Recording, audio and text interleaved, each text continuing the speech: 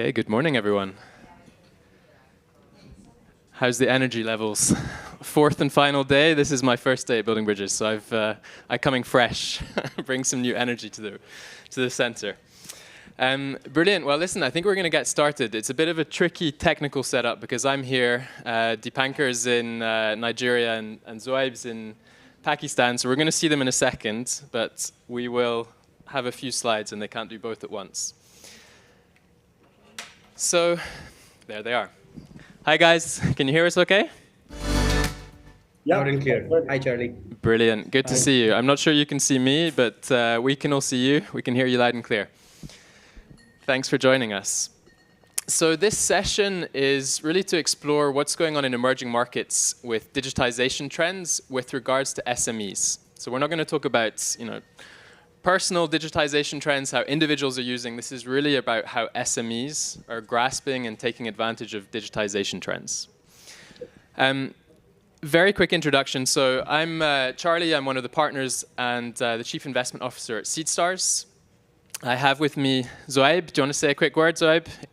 Quick introduction. Hi, yeah, quick introduction. I'm the co-founder and CEO of Dustigi Technologies, building the region's largest B2B trade marketplace. And Dipankar. Hi everyone. Thanks, Charlie. I'm Dipankar, founder of Omni Retail, which is the mother company of OmniBiz, a B2B retail network, enabling SMEs, enabling the retailers to do more and be more profitable. Thanks, guys. So if we can go back to the slides real quick, I assume by now everyone understands, despite all the multitude of definitions of SMEs, just how important SMEs are, especially in emerging markets. They create and provide about 7 out of 10 jobs. If we can just go back to the slides. So here we go. Represent 90% of businesses and 40% of GDP. So incredibly important tissue of the local economies. Today I want to talk about a certain portion of the SMEs, which again, the definitions are varied and pretty inconsistent around the world. But this chart by Dalberg, I think, captures quite well the different types of SMEs we have. So there's the formal SMEs, there's the formal micro enterprises, and then the informal enterprises. The numbers, this is emerging market numbers, are somewhere between 360, 450 million. And the companies that we're talking about today are the ones circled in the red, so part of the formal enterprise, or all of the formal micro enterprises, and a portion of the informal enterprises. However you look at it, it's more than 100 million companies out there that can and are a potential market opportunity for this digitization trend we want to cover. There is something I find very exciting going on in emerging market tech right now, which is sort of the shift from what we know in developed markets as enterprise SaaS, which is when you're selling to large enterprises, think of selling to someone like a Microsoft, versus what I'm calling SME SaaS, which is what we're going to talk about today, trying to provide technology solutions to these small enterprises that we just saw in the prior slide. The challenge there is very different. So when you're talking about enterprise sales, it's much more of having a large sales team, very high quality customer services. The ticket prices, the average revenue per user, we're talking $10,000 minimum per annum, but it can go up to several hundred thousands. Versus when we're talking about these SMEs and the products that we can offer them, often actually the freemium model is what works best because they don't want to have that fixed budget. There is definitely higher churn. So, these small businesses are more likely to go out of business than a large enterprise. And therefore, you have to be very careful with the acquisition costs and, your unit economics. So we're going to talk a little bit about some of these challenges and the difference between enterprise SaaS and SME SaaS today. In our portfolio, we have a number of companies serving these SMEs that we were talking about. So when it comes to procurement, this is where OmniBiz and Dastagir sit, so working with FMCG procurement for these SMEs. There are other companies in our portfolio working with clothes or construction materials and agri. And then there are a few other pillars where we see strong digitization trends. One is in the online distribution space. So this is really helping small businesses access online distribution channels, and that can be for restaurants. We have the food aggregators that are obviously very popular in Switzerland and in Europe, but the same thing going on over in emerging markets. Could also be for truck drivers, truck companies, allowing them to access online sales and distribution channels, or house services. So this is sort of handymen, people offering plumbing, that kind of service. And from there, there's a few other more on the sort of finance side. So access to finance with Possession, Lendigo, and then the point of sale with POS Rocket and bookkeeping with Madison. So, a lot of different trends. And today we're just going to focus on this one, procurement with Omnibiz and Dastagear.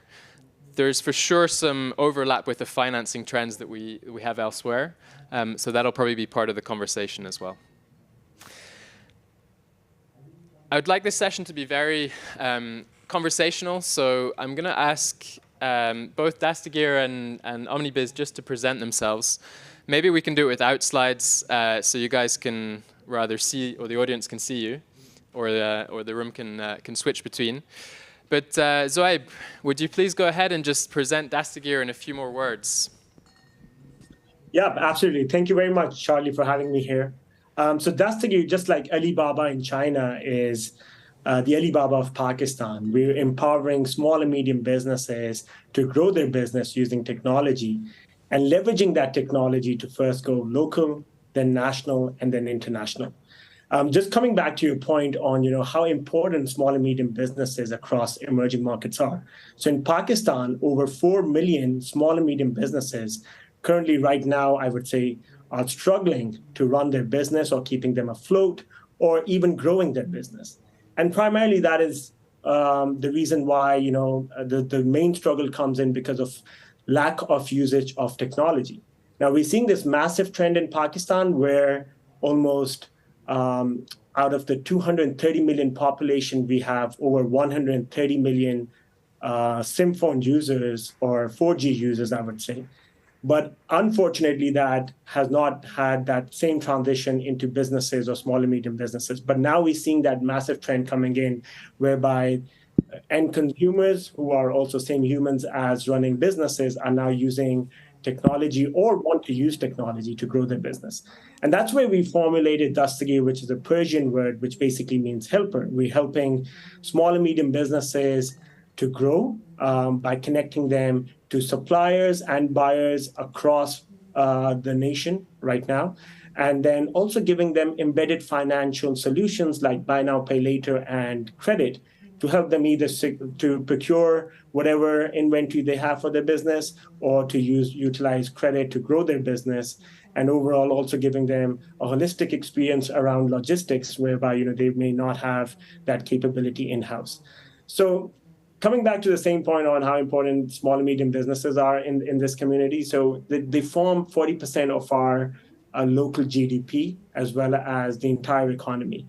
And as probably Jack Ma always says, the power really lies in small and medium businesses, because when you aggregate them together, they formulate such a big giant, and when you realize that this big giant is just sleeping without technology, and when it's going to wake up and you give them that technology, that's where you're building something very massive, which is super impactful, not only just for those businesses, but also for the economy altogether, as well as creation of employment, serving ESG goals, as well as empowering, lower middle class people to generate large sums of income as they scale up using technology. So in a nutshell, we're here to build the region's largest B2B marketplace, first trying to conquer Pakistan and then other emerging markets by making Dastagear a B2B trade marketplace platform that connects buyers and sellers at scale all across the globe. Thanks, Zoaib. Dipankar, you want to say a few words about Omnibiz? Absolutely. Thanks, Zoeb, because our businesses are very similar. So a lot part of what you've said is common for us as well. But I'll give you a perspective of the Nigerian market or similar markets in Africa. The mom and pop stores here, the small businesses we are talking about, contribute significantly to the entire trade market. We are talking about more than 90% of the entire trade being done by these traditional neighborhood retailers as compared to modern trade. This number in a European or an American market would be significantly larger. Rather, everything is done by the chains like the Walmarts, like the Tesco's, like the 7-Elevens. These chains don't exist here. So the problem for these SMEs is they have to do everything on their own.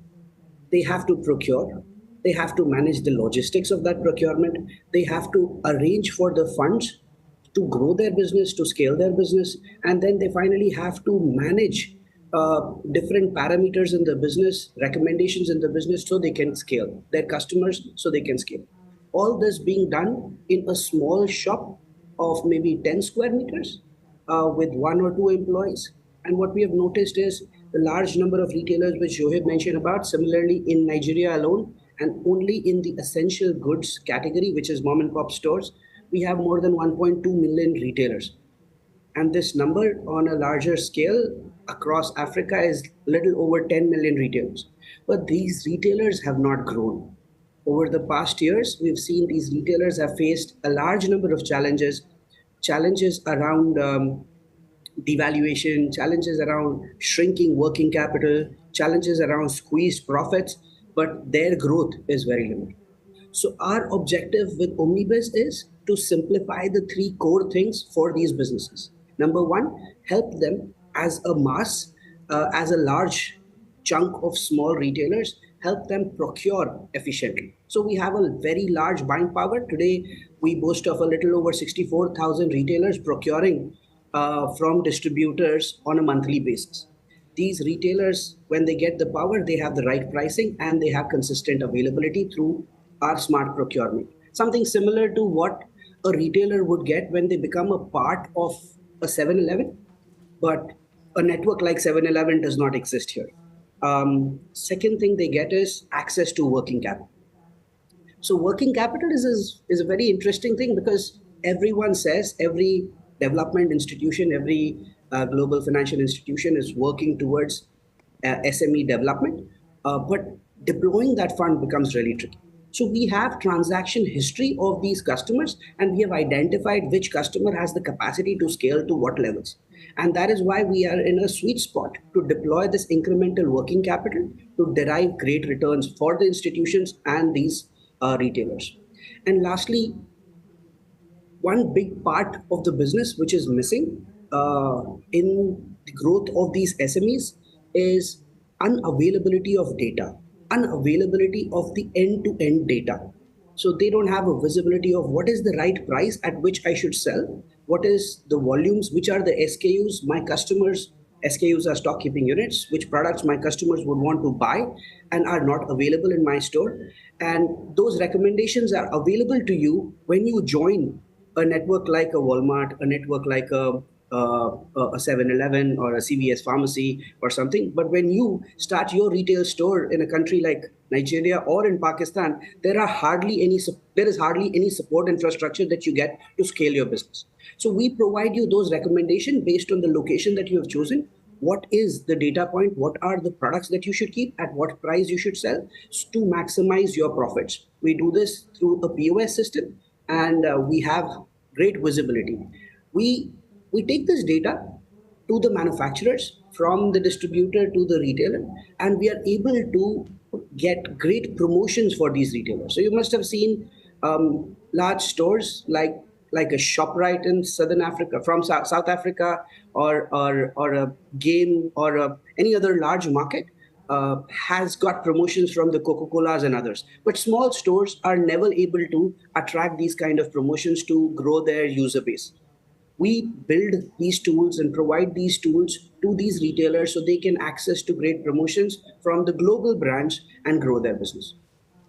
So idea of building this businesses, scaling this businesses these retailers who have never been collected together, whose power of uh, the united power has never been utilized to negotiate great offers, should be done, and they should be able to generate the benefits through it. So we have been able to quadruple some of the business who joined us early on, and we've been able to increase their profitability significantly.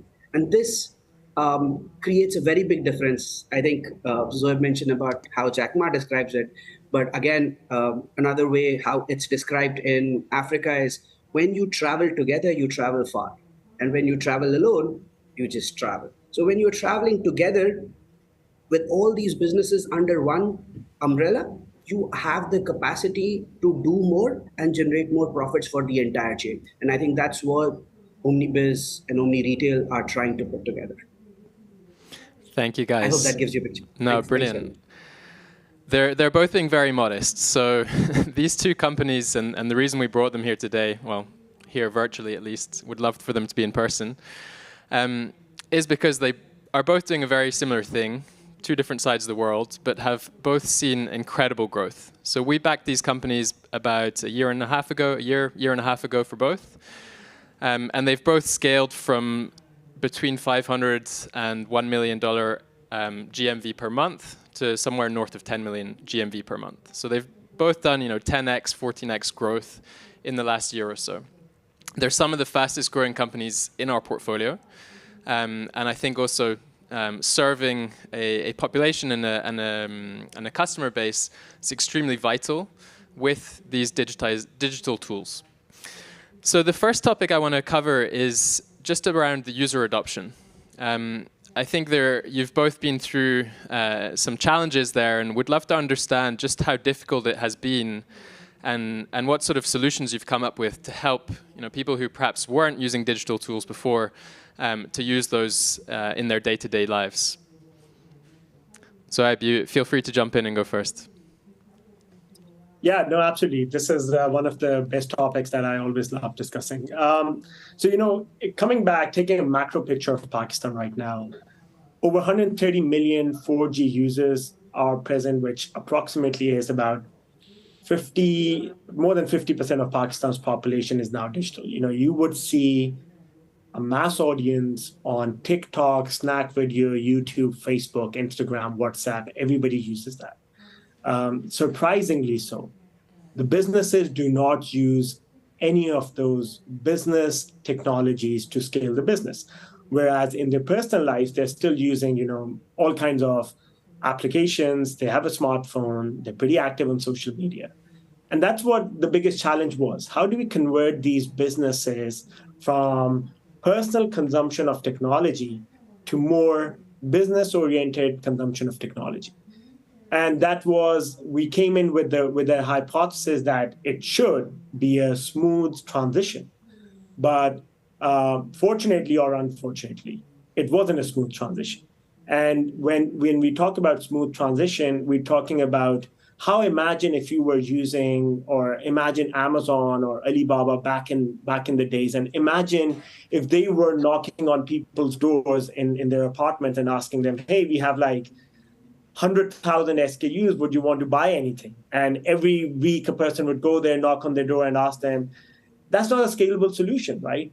And that's what we also thought, that, hey, if we were to send order bookers or rely on human capital to generate orders, one, it's not efficient. Two, our dreams of becoming the fastest growing decacorn in this region will just be shattered. It's never going to happen. So from day one, we were deploying a playbook which was more around integrating technology into the businesses of these retailers as well as suppliers out there. And that's where, the adoption of technology for us initially was hard, but, it's starting paying off right now, where we have over 120,000 small and medium businesses who use our platform either to buy or sell digitally, or, to utilize logistics as a service, or utilize financial inclusion as a service. Today, more than 4 times a customer would log on to his application every week, would place an order, and get the ball rolling. Compare that to maybe 3 years ago, where there was no technology in Pakistan. people used to travel to wholesale markets, arrange transport themselves, buy at ridiculously high prices because wholesalers are never optimizing for the benefit of their customers, and then bring them in and then start selling. Today, a retailer just has to open up the app, get the goods at the best possible price throughout Pakistan. Because on the back end, we have several sellers who are competing with each other on the same SKUs. And then also apply for lending, where 70% of the population in Pakistan is either unbanked or underbanked. And that's where holistically technology has played its part. But I think the most challenging environment was when we were formulating that playbook. And I would really appreciate, and I've always appreciated Seedstar's help. I still remember their mentor, Frederick, who crafted that playbook with us very early days in the first 6 months of our inception, which was reliance on not GMV as a North Star metric, but reliance on number of orders as a North Star metric, because that basically means that you're doing well on technology. And in that process, we went out there. We used to have this 10 to 15 minutes training session on ground, going after every single retailer in that neighborhood, taking 15 minutes of their time, showing them the benefit of technology, showing them the benefit of higher profitability, showing them the benefit of financial inclusion. And from there on, they would place the first order as a test order with our agent, who is an onboarding agent. And from there on, we've generally seen that other than a drop of 15% of our customers, 85% of our customers start placing orders themselves and eventually end up being power users on our app. Which is quite different from what we've seen several other companies doing out, maybe in India, in Bangladesh, and other parts of Africa, where they are still relying on human capital to generate orders. For us, we're super proud that 97% of our orders every single day are generated without any human intervention whatsoever. And that basically shows the power of Pakistan as a demographic, whereby technology is now rapidly accepted by almost everybody, whether they are businesses, whether they are small and medium businesses, whether they are restaurants, whether they are consumers, or even old age people, I would say, because generally mom and pop stores are run by people who are 50 years and plus. It's a family owned shop that is a legacy business. So yeah, that was some of our learnings from. Super interesting, and I mean a lot of hand holding to start with, but I guess now people have adopted that tech, and like you say, 97% digital orders. That's phenomenal. You saw, maybe, I don't know if you saw the slides at the very beginning. I was showing there's a number of other companies vying for the attention of these small businesses. Whether it's for access to working capital or for a POS system. There's a lot of people going after this segment of the market at the moment, I would say. Have you seen that as a positive side, and people are adopting and accepting technology more readily because there are just so many more players out there, or is that, again, you're vying for a spot on their smartphone? They maybe have limited data. People delete apps when they don't have enough data. How do you see that sort of, not necessarily direct competition, but other people playing in the same space here? Yeah, I believe that, as Dipankar pointed out, you could travel alone, or you could travel with everybody and, go far. Dastagir by far is the biggest ecosystem player out there in the region, especially Pakistan. We've always believed in building communities, building, countries, taking up emerging market economies. And for us, it's not whether are we competing for that same icon space on a retailer or a small and medium business's homepage on smartphone. It's about whether are we really creating impact, whether by somebody who's copying us, is he really giving positive externalities towards society, towards these small and medium businesses, towards this economy, and we have generally seen that happen. So on that point, we will always be ecosystem players. In fact, taking an example of ride hailing here in Pakistan, where my background comes from, You know, Kareem and Uber were fighting for the last dollar in ride hailing in Pakistan. But what they were also doing was educating everybody in the space that, you know, ride hailing is a solution for efficient transport, right? Had it been just one player, I don't think the market would have been super big or had been made super aware. And that's where we, as all companies in technology in Pakistan, are, at least for Dastagir, you know, being an ecosystem player, are always banking on the fact that, hey, somebody can come in, can educate, and make people aware, and you can be a first mover, and it would have an advantage. You can also be a second mover, you would have an advantage. But as long as the society overall is growing, and with technology, we would expect the overall pie to increase. We're in a very comfortable position as the market dominant leaders here in Pakistan, and also probably providing heavy positive spillover effects to all other emerging market or tech companies in Pakistan that are remotely, in the same space or serving same kind of customers. Brilliant, thank you. Dipankar, one of the challenges that we mentioned early on between sort of enterprise SaaS and this sort of SME SaaS is that in emerging markets, the cost of labor is very low. And so, you know, the challenge perhaps for a mom and pop shop was spending 4 hours before going to a market, you know, traveling on the bus, you know, lining up, fighting for the right price. But perhaps that sort of 4 hours cost of labor was so negligible that, you know, offering a tech solution is not necessarily going to be something that convinces them. How did you deal with that challenge that, you know, labor cost is so cheap? Absolutely. And, the labor cost of doing business being diametrically different from other parts of the world changes the scenario. And that's why I would say, in reaching out to the retailers who have been doing their business in a standard format for decades and providing them a solution which I mean, as a team, we are way younger than the average age of the retailer. So when a younger person goes out to the retailer and proposes the new solution, the perspective is, excuse me, you're going to teach me how to do my business? But yeah, that has been very interesting. And the approach we have taken, so they feel they can understand and they can move faster, is a four-step approach. Number one is we found out how is the readiness of the retailers. And we were very positively surprised to see the penetration, the availability, the readiness. And I would I would say there are lots of bad things COVID has done to us globally. But one of the things is people have become more receptive to technology.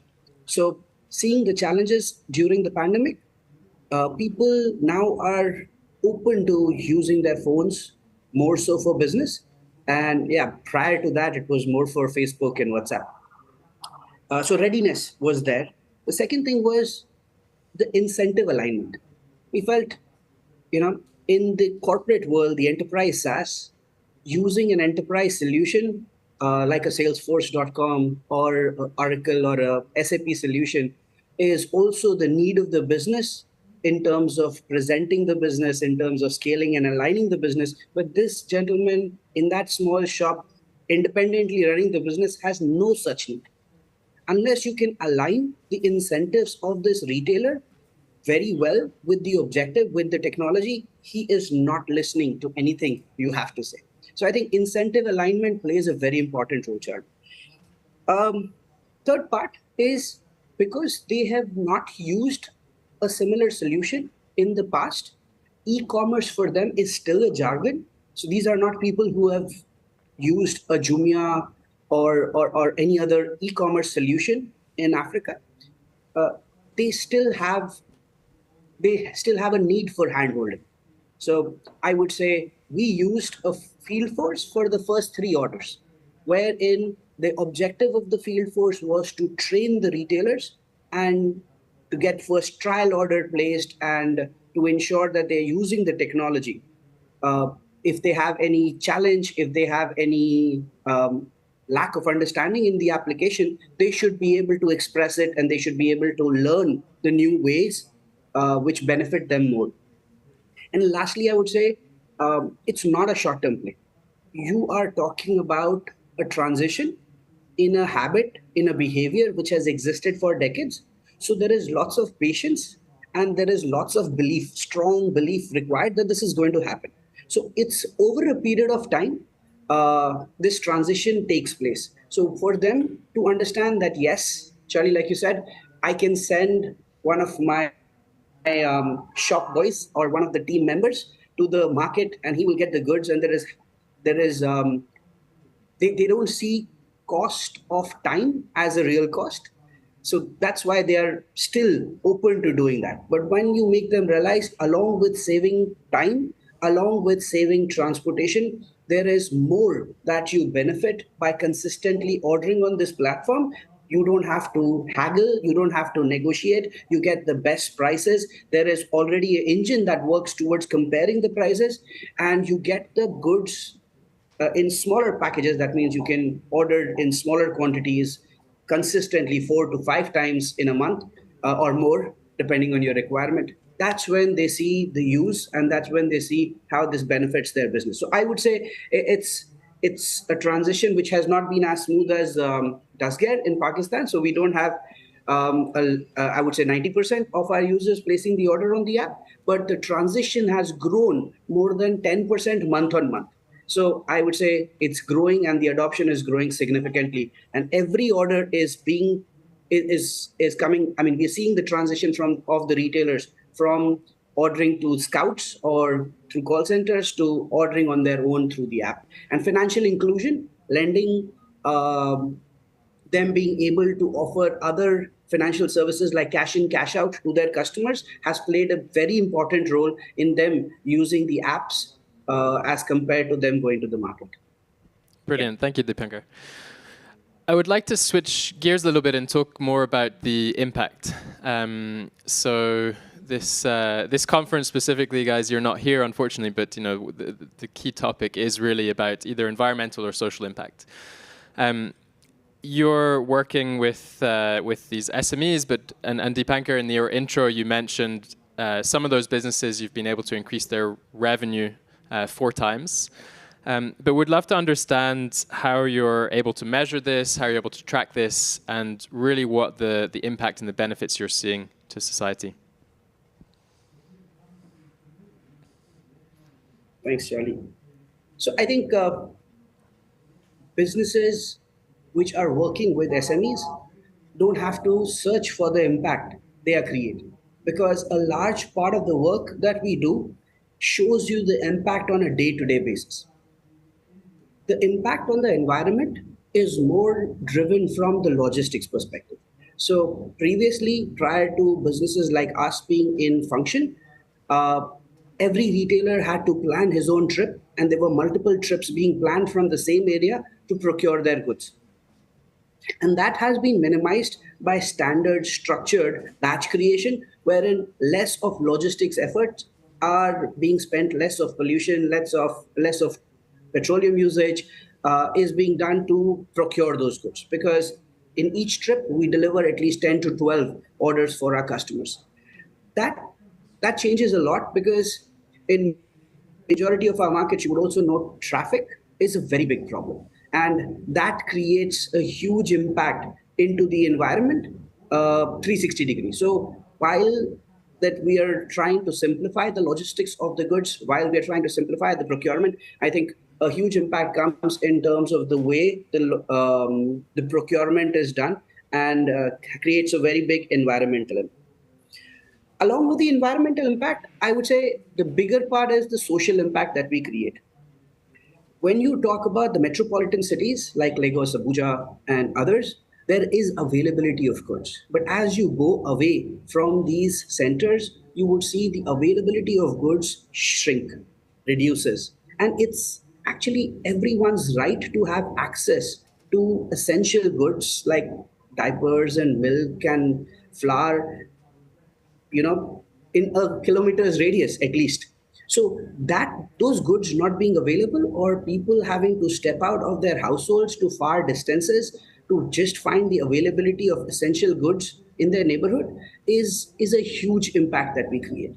We give the retailers in our network the power to consistently stock the variety which is essential for every household to get, whether it is milk, whether it is diapers, both kids and adults, or whether it is food products like flour, sugar, salt, rice, and so we know that purchasing power in the countries we operate in is small, and it is making it easier for people to afford in smaller quantities the right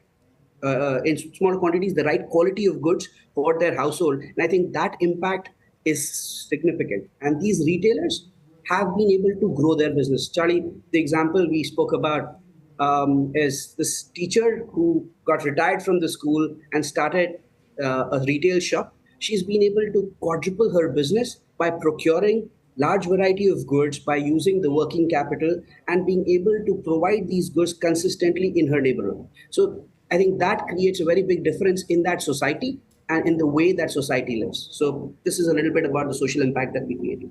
Thanks, Banker. Zoaib, any stories from your side? Any success stories, or more broadly speaking, in aggregate, any metrics you can point to for the impact you're having on the retailers?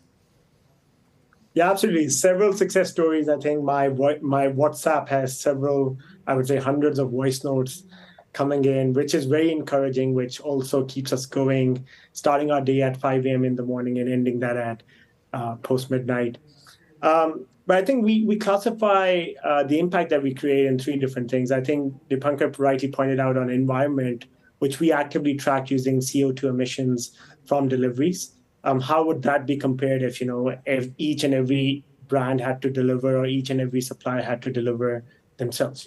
By amalgamation of delivery, we're talking about optimization of routes, as well as distance traveled, as well as the utilization of vehicles through storage, and then making the end CO2 emissions being far less than compared to everybody making their own deliveries.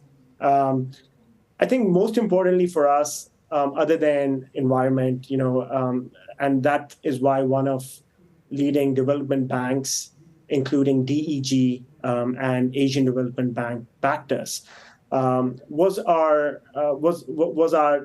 concise precision around creating impact the same way Alibaba is creating impact in China. So if you see Alibaba's journey, single-handedly, this one company has taken China to the world map. China has over 1 billion in population, and the overall small and medium businesses in China have really thrived in the past 10 to 15 years, I would say. And precisely a lot of that effort goes to Alibaba. So when we think of that same Alibaba's approach in Pakistan, one thing that we actively measure is how much of a business have we grown on the supply side. Because often FMCG companies, as well as B2B trade marketplaces, are often confused with big brands like Unilever, Procter & Gamble, Nestlé's. But there's room, as well as there's market share beyond these tier one brands. The real impact that we create is by empowering these tier two and tier three brands to triple their revenue every single quarter when we bring them onto our platform. That is a North Star metric on the supply side. I always say that we are a supply-driven marketplace, because on the supply-driven marketplace, what we're doing is whenever we're bringing in a supplier and getting him onto the platform, we are not imagine he was just doing a business in his local neighborhood with just about 100 or 200 buyers. Now, all of a sudden, he's open to doing business with over 120,000 small and medium businesses that he can sell to. And that's the real impact. And when we consider the numerical objectives of those real impact, we see, has he grown his business by 3x in top line? And has he grown his profitability by at least 1.5x by the end of the quarter that he was onboarded?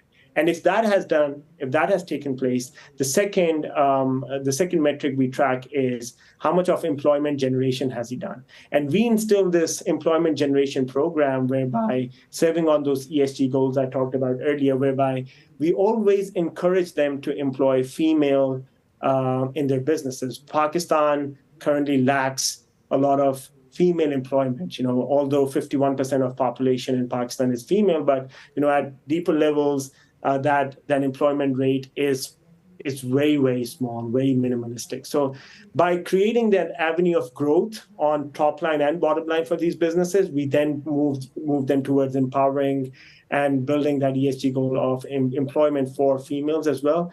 And that's where we feel a lot content about the impact that we're creating in the country as a whole, as well as the network effects that are bringing these businesses to do more business and at scale. Imagine when that small town player, manufacturer of flour, who was going out of business when we were starting this, and today he's doing millions of dollars worth of business every month. Imagine when he would be able to export that to other emerging markets, right? Imagine the kind of impact that we would then create. So we just, as I said, goal is to go from local to national and then from national to international. We're just conquering national. And when we kind of conquer international, I think the biggest impact that we will create is these ESG goals that we closely track at a global macro level. Yeah, thanks, Zoeb. And it's great you brought up the other side of this equation, which is the suppliers and the impact that you can have there on the local producers. I'm not sure if anyone from Nestle is here listening, but yeah, I think that's an incredible opportunity as well to drive local production, local manufacturing, and local job creation. Sorry. Yeah, go ahead. Sorry, Charlie, can I add something here?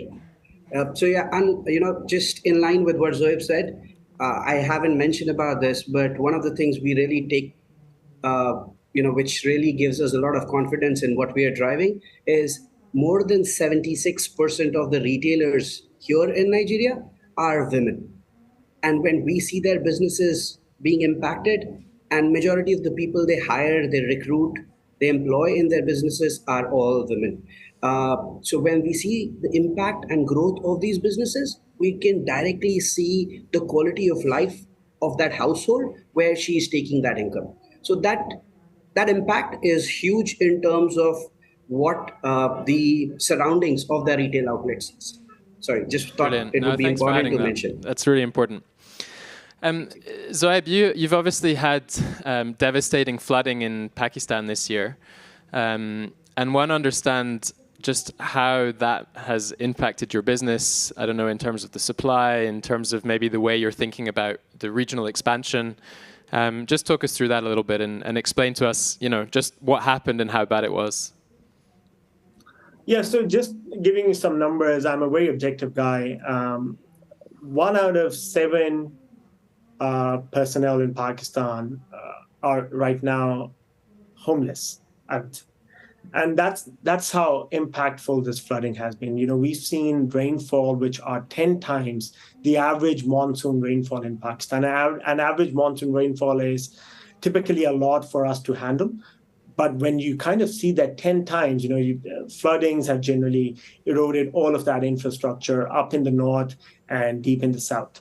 And I think what the major businesses, which are still, kind of going on, are in the central region. But if suppliers or our buyers were part of the north or the south, they have been devastatedly impacted by these floods. And this came to us as a surprise. We've always seen some numbers flattening out during monsoon season because of one, it's tough to deliver to, it's generally treated as a slow month, the July, the August month. But this time around, we've seen a different trend as well. So keeping in mind, we are a sector agnostic B2B marketplace. Some verticals have have taken a massive blow. For instance, construction and building materials literally, fell by 60% in July and August because, the infrastructure, nobody was buying because everybody was kind of saving for their life. We have seen FMCG goods demand for that go up, primarily because, there's an influx in aggregate demand from various helps and on-ground activities by NGOs and international communities that are working on ground and getting that ration packages on ground. But I think most importantly, what really bothers myself and Owais, my partner, is the fact that that supplier who was from the north and the south currently is not doing business. And that's where we are making all our efforts right now to get them back onto the platform, and also making sure that even if we have to reduce some contingencies on financial inclusion, we at least do that to get them back on track. It is not about whether they are doing businesses on our platform. It is about them getting back on their feet. And I'm also, super glad that, all of our donations that we kind of gathered were matched 3 times by our external stakeholders and investors. But it is all about getting them, the South and the North, back on track in terms of doing business. For other verticals like construction, building materials, we are kind of seeing that uptick right now, where infrastructure, rehabilitation process are going under. But it is very unfortunate that when we think of it, we think of it in the sense of climate control and climate changes that the world is kind of undergoing right now. And unfortunately, Pakistan right now is on that front seat of that roller coaster, whereby, despite the 2 billion trees that we planted in the past 2 or 3 years, we're facing such kind of devastating rainfalls and flooding coming in. That just gives us more motivation to work on having a green Pakistan, a green environment, as well as serving for climate control changes, and making the world a better place to live. But I think we have to do a lot of work, and seeing things on ground right now also really hurts me internally as a person, as an individual as well. Yeah, it's a very sad situation. Thanks, Sohaib. Let's change gear a little bit and talk a bit more about the competitive landscape. So for those of you who know Africa, you've probably hopefully heard of OmniBiz, but there are others out there. There's the Twigas, Copias, Trade Depots, Market Force. There's a lot of successful companies doing something very similar. And it's a similar situation in Pakistan. I think there's probably 4 or 5 competitors. Bazaar is probably the most well-known one, well-funded one in Pakistan beside Dastagir. How are you guys coping with the competitive landscape, and what is driving you towards adding on other features? What is kind of what are the deciding factors for you to, for example, add on working capital, provision of working capital loans to your consumers, or your retailers, sorry. And maybe talk a little bit as well about your model, which is asset light versus some of the competitors, and why you've gone with that. Dipankar, why don't you have a first stab at this? Tell us about the landscape there. Sure. Thanks, Charlie. So yeah, totally agree. I think this market is competitive, which reinstates the need for disrupting the way trade is done and simplifying B2B transactions. And there are different approaches different companies have taken. The approach we have taken is the approach of enablement. So we, instead of creating a parallel supply chain, which already exists, we want to try and find a way to enable the ecosystem around the retailer. The hero of our story, who we want to impact, is the retailer. Who we want to own is the retailer. And every transaction around that retailer is done through a couple of partners. So there is a logistics partner, there are distributors, there are manufacturers, like Zohaib mentioned, who get impacted with every successful transaction, with every growth in these retailers. So that is how we see the business. We would like to enable these different stakeholders around the retailer. And that's why we have built the platform in a way where a part of our platform enables the distributors to get digital. We call that part Amplify, where it's a distributor management system, and distributors are able to build the digital inventory and ease and the financial layer. The second part is the logistics part, where we see a lot of impact, a lot of gap, a lot of wastage, and we have digitized the third-party logistics providers. Here, I would like to clarify, we are not talking about the guys like FedEx and DHLs. We are talking about the regional logistics players who didn't have the methods to market their business, to get large occupancy of their vehicles. So we partner with them and commit occupancy and give them better return on investment of their existing vehicles. So we enable the logistics players, and then finally the retailers on both the procurement side as well as the sales side, so they can scale their business. In this, we have put a financial layer in the channel. The idea is not to replace the banks. There are various number of fintech companies you would have heard in Africa, from multi-billion dollar valuations like Flutterwave to Paystack, and so many others. But the financial layer that has been created was not pro FMCG, because the margins in FMCG are super thin. So we had to partner with these players to put a custom financial layer so that the pricing is enabling these retailers and these distributors to activate the digital payments. Otherwise, the pricing which was in place without this partnership was not feasible for FMCG transactions. And I think that's the approach we have taken, and the difference we have built from the competition uh, is basically the thought process and the approach. We enable and we focus on the retailer rather than investing into owning distributors or building warehouses, owning logistics. So we're not trying to recreate the asset cycle. We are trying to enable the existing asset cycle that is in place and bring them onto a single platform, which is our platform Omni Retail, so everyone can function more efficiently to make more money in the entire chain. That's how we see this. Thanks, Dipankar. Zaib, anything on your side? I mean, you've also gone with a slightly different approach of having not just FMCG, but now other verticals. So maybe talk about the competitive landscape there and how you're dealing with it. Yeah, absolutely. I think we were the last player to enter this space, and I think by far we are market dominant right now. I think most of that thought process goes into early thought process of developing Dastagir as a company. There are four different things that really differentiate us from almost everybody in this space. First one is the vision. Nobody talks about building the Alibaba of Pakistan.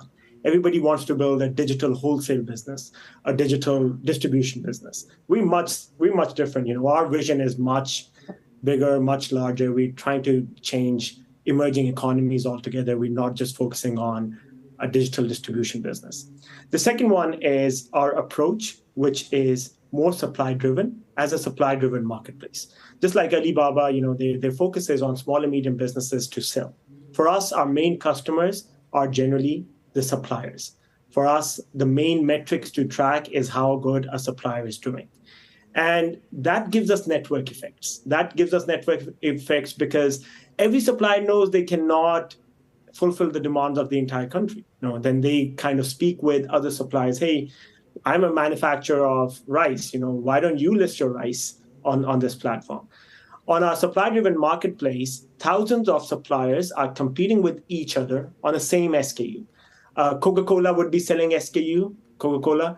A wholesaler would be selling Coca-Cola. The distribution of Coca-Cola would also be selling Coca-Cola. Any other capitalist who has money and deal flow of Coca-Cola would also be selling Coca-Cola. Now, likes of metros and Carrefours are also on our supplier app, who are also bidding against each other to sell Coca-Cola. That brings average cost drastically down, increases our margins, as well as tells us the clear picture, which is who is our real customer. Our real customer is the supplier, and the customer of that customer is the retailer that we really need to integrate using technology. So on that competitive landscape, nobody does this. So they are either directly buying from the manufacturer and then selling, which is, again, a distribution business, which we're not super fond of because it has limitations towards scale. The third point that really differentiates us is the asset-light approach. We do not hold any kind of inventory in our fulfillment centers. It's a just-in-time model. You're a supplier. If you're the best priced out of several thousands of suppliers, you would get the order routed. You would deliver to our fulfillment center. We would sort, package, process it overnight, and do the last mile delivery the next day. This gives us infinite power or wings to scale up the business without always thinking about deploying working capital to scale up a business. Working capital is the biggest constraint in a business. And I only define marketplaces if if the P&L and the balance sheet shows zero working capital. Otherwise, the growth is just a function of working capital. There's not much that you can grow. So if we aspire to become a $10 billion company, then good luck to us. We require $3 billion in working capital to get to that, with a modest 3 times turnover ratio. So our asset light approach literally gives us that wings to list everybody's inventory on that platform, charge commissions. Lastly, I think oftentimes we are often misunderstood as an FMCG only player. We are a sector agnostic marketplace in the B2B. So we have FMCG as one vertical, we have industrial chemicals as the other vertical, we have industrial building materials and construction materials, apparel, electronics. We are massive sector agnostic B2B marketplace. At core of our heart, we are a digital technology play, and we are connecting buyers and sellers together, which is the principal stance of Dastagir, of making lives easier for businesses to do more business. But yeah, I think these 4 really differentiate us from almost all competition out there. Super, thanks. I'm going to ask maybe one last set of questions around funding, and then anyone who has questions after that would love for you to jump in and open up the floor for a bit more discussion.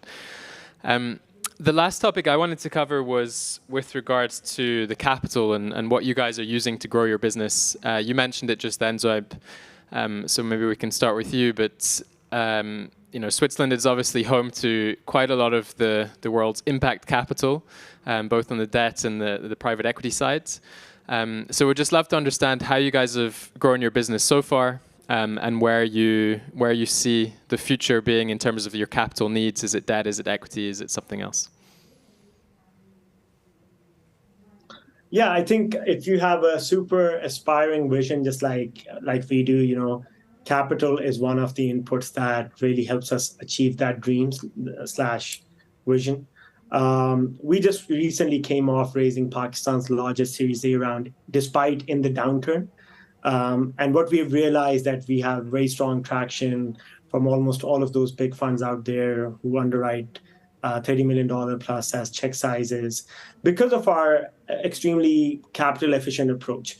On the external side, what we really measure as a North Star metric is when we invest $1 in our business, how much of a value creation does that create, long term? And the answer that we've always consistently got is every dollar that we invest results in $30 in annualized GMV or annualized value creation in that. And we've seen some tremendous, significant improvements in our EBITDA, which is the level of profitability that we kind of think at, because we're not here to build a massive growing business without no unit economics. We believe in building a sustainable business, because at the end of the day, if a business is not sustainable, then the impact that we are looking to create is neither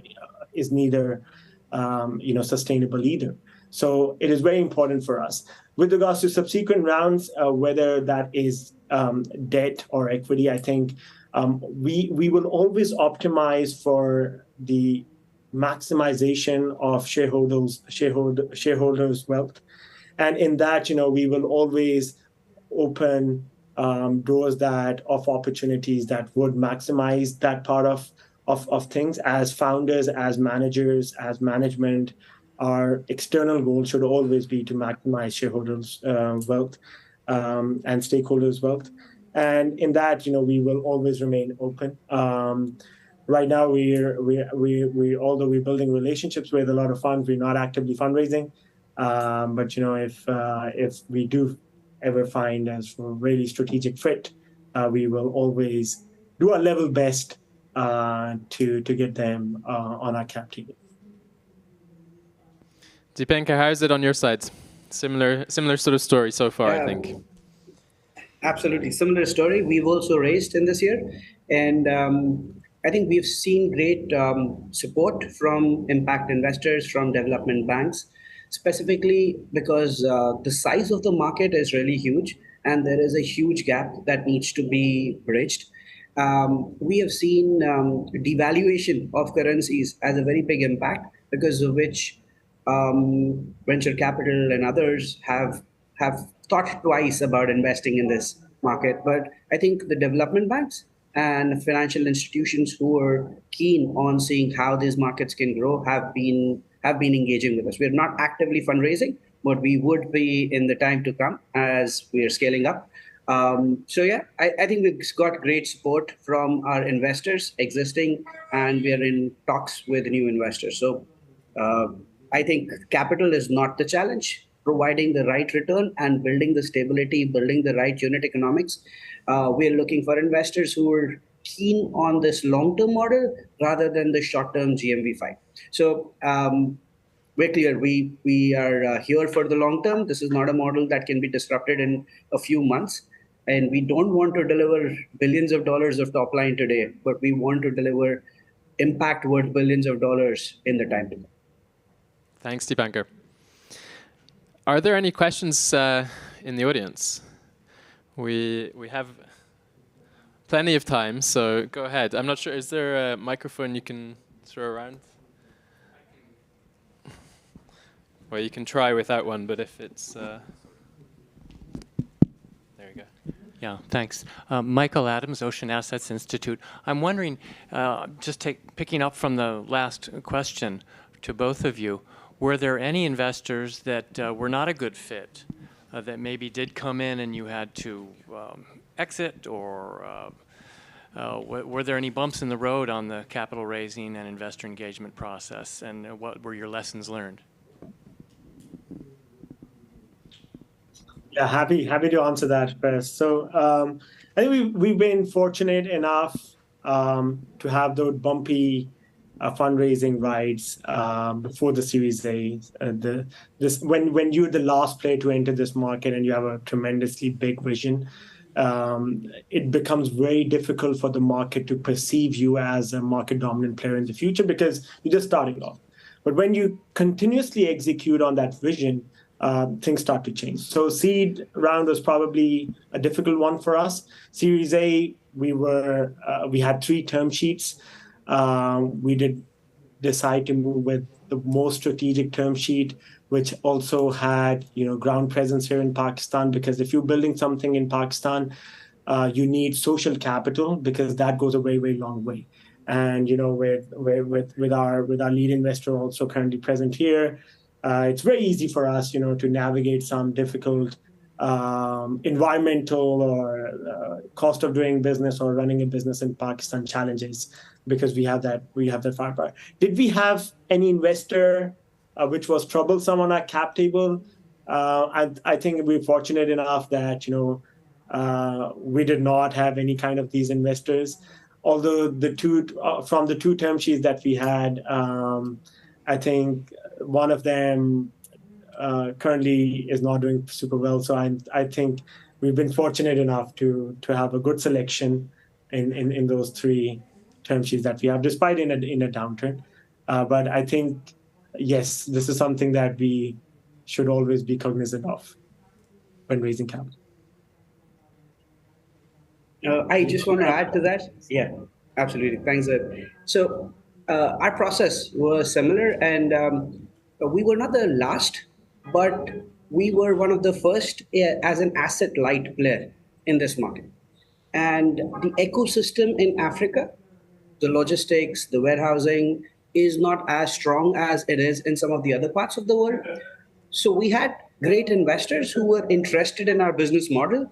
And the approach they had was, why don't you move from an asset light to an asset heavy model? And this is the term sheet that is ready for you. People were like, wow, that's a great investor, comes with large asset under management, but it changes the way we think. It changes what we stand for.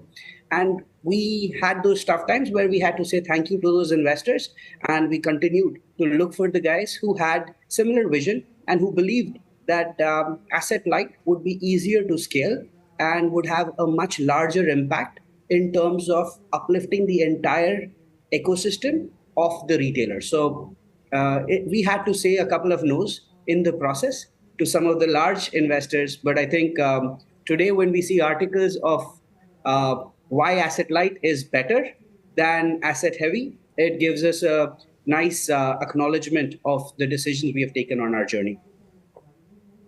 Yeah, also just to add to that, that just reminded me of something.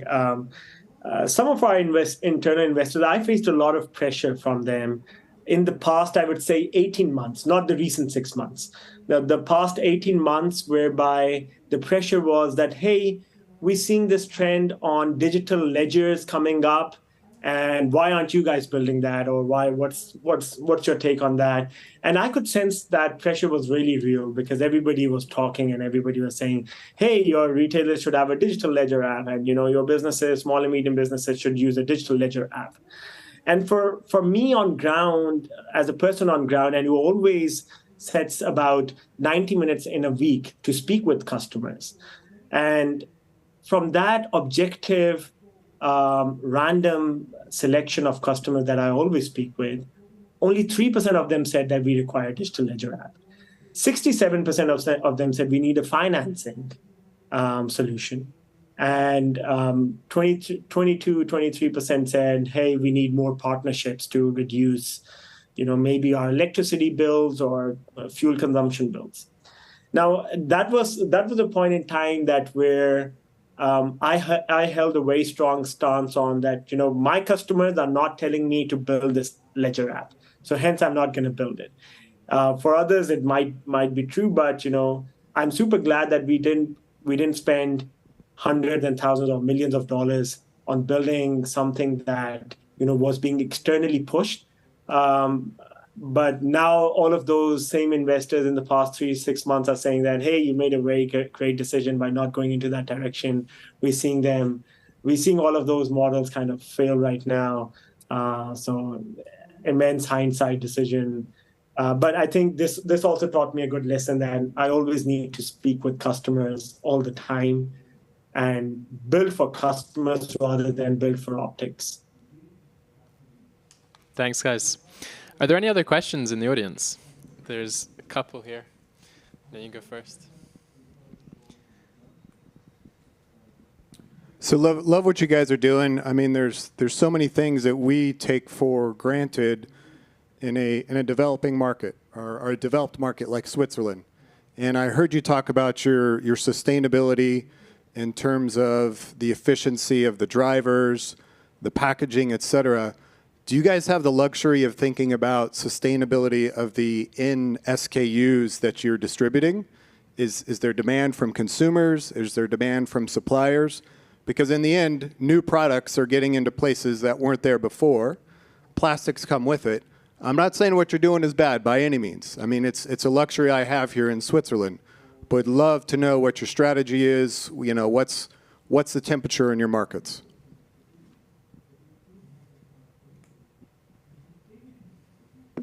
Zohib, do you want to go or should I?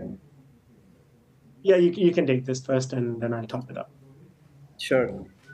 Thanks for that question. So I think in terms of solving the problem that you mentioned about that the new products being launched, no more plastic comes into place, and more more pollution from plastics is there. We totally see that problem, but I think where we stand in our cycle, we have not been able to prioritize, or we don't prioritize that problem today.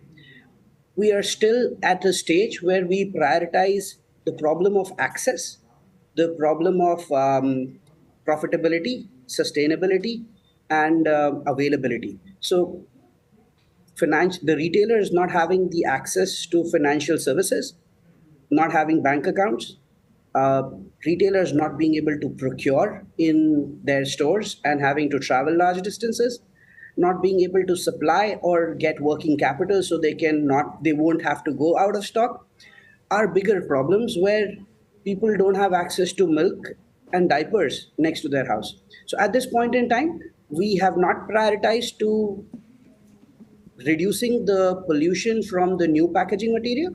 Rather, it's building the access. But yes, that stage will arrive where we will solve that problem and we would be able to promote the products which are built and structured or supplied in a manner which reduces the pollution and improves the environment. So, Abe, anything to add? Yeah, I think, yeah, absolutely. Absolutely right where Dipankar has said that, we simply first building the first railroads of, a digital B2B e-commerce marketplace, which is getting buyers and sellers to connect together. And in that aspect, although we do aspire to build a greener environment, a greener society, a greener country, quite recently we've been running a few experiments which is in that direction, but it will require a lot of time. The first one is on the retail side, whereby rather than selling plastic bags, where shopkeepers generally put whenever you go into a shop, they would pack into a plastic bag and then sell that product. We kind of moving into a renewable kind of solution for those bags that they put there. They serve their customers in. Second is moving back in the supply chain. As I already pointed out, industrial chemicals is one of our divisions, our segments or verticals, which coincides with packaging material. And our emphasis is how can we make that more sustainable packaging material for these big brands, for these tier 2 brands, tier 3 brands. Move away from plastic and move more towards that. I think it's a step in the right direction, but will always take more time because Pakistan is miles behind probably a society like Switzerland, which is on the other side of the spectrum. Yeah, I think it's a great question. And I mean, the way I see it is, like Dipankar said, it's not the top priority, but when these guys have that scale, I think the power perhaps they'll have in their hands to say, okay, to the suppliers, we want renewable packaging, which doesn't even, well, for the most part, doesn't even exist here. But when it does, I think that's where they'll be able to hopefully make a stance and make a difference. Thanks for the question, though. There was another question over here.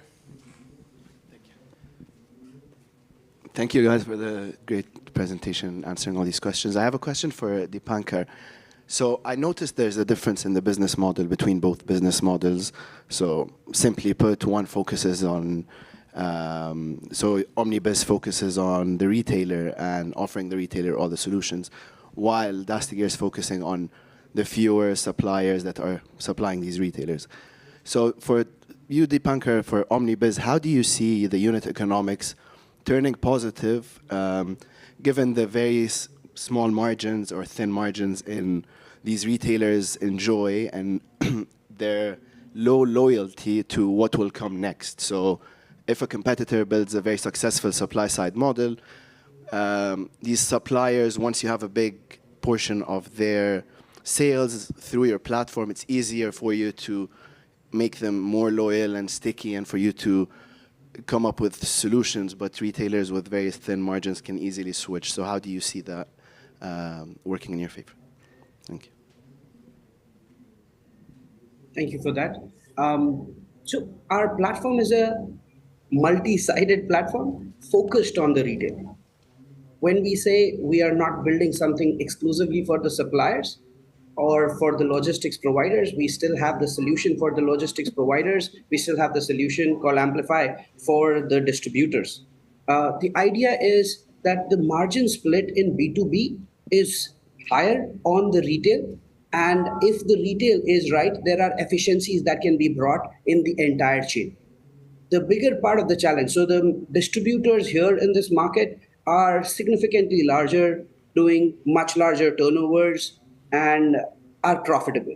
But it's the retailer which is directly connected to the consumer, which is less digitized or rather negligibly digitized and has a great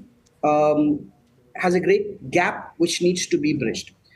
To give you a perspective, the future opportunities that will open up once you own the retail in terms of growing the margin of the entire chain are great. Today, consumer lending is something that does not exist in this market. But if you see a Yula in Indonesia, it is doing consumer lending through the last mile retail. And these are the retailers. So banks do not do a large chunk of consumer lending in this market, it's because risk is very high. But these retailers know their neighborhoods really well, understand who is getting married, who got a job, who got fired, and everything. And they have this social power of lending to the right people with minimizing the risk. That market opens up. Similarly, a market of insurance. So, digitally enabling these retailers creates a very huge opportunity of enabling the last mile consumers as well. And I think that's what we see, that's what we want to own. In the process, we're not saying that the distributors are not being enabled on the platform. Distributors are being enabled. Rather, the first thing that we launched is Amplify, which is a DMS system, distributor management system for our distributors. It's just that that system is more standard, and the value addition on the distributor side is more reach and volume growth. But whereas the value addition for the retailer is financial inclusion, lending, growth in the number of SKUs, prediction, data, and hopefully future growth in terms of them becoming mini banks on every street of the markets that we are in. So yeah, I think that's how we see it. Thanks, Dipankar. Are there any other questions? Probably have time for one more. If there are, there's one more at the back. We'll take this as the last one. Yes, thank you guys very much for your talk. I really enjoyed it. I was wondering, I'm not sure who said that they got funding from DEG and ADB, another the development bank. I was wondering what kind of trends, because I worked at the DFI this summer as an impact analysis intern, and we pay a lot of attention to like the impacts or that our investments would make on for example and the SDG goals. But I was wondering what kind of to what extent did these DFIs, like what were they looking for in the impact they were expecting from you, and also do you see other more private sector or institutionalized investors also looking for development impact when they invest in your company? Zoaib, I think that one's for you. Yeah, so the impact that they're looking for is generally around ESG. So both ADB, Venture, who are investors in our business, as well as DEG, both of them kind of track similar goals, which is more around environment, social, gender, and also how are we creating impact in the lives of small and medium businesses, whether they be retailers, whether they be suppliers, whether they be distributors, manufacturers. Because at the end of the day, when you are building such a big marketplace, which has several multipliers of network effects, it generally has a snowball effect throughout the country. And that's what we're also seeing across, for instance, our customer acquisition cost is below $1. Most importantly, 70% of our new customers come through word of mouth. It's a golden spot to be in. But when you kind of go deeper into these suppliers and small and medium businesses, as well as retailers, you realize one thing, which is you've created the ease of doing business, which is a direct impact of your business. But on the other side, you've also increased their household consumption. You've also increased their profitability and income generation. You've also increased their ability to create more jobs. You've also increased and can somehow influence their decision on what kind of employment, as well as the preferential on specific genders that they should be employing. And most importantly, the impact that every truck that leaves Dastagi's fulfillment center evolves around the CO2 emissions, which we track diligently. And that is something that really also empowers these DFIs to be thinking in that direction, that this company is doing not only sustainable growth, but also sustainable growth in terms of the ESG goals that they have, as well as they're also creating massive ripples of impact on ground through these small and medium businesses, which otherwise would have struggled. Or for me, when I was starting Dastagir, it was the two businesses that were going down under. Both of them were filing for bankruptcy. One was a retail store, which was unable to procure because wholesale markets were kind of shut down due to lockdown.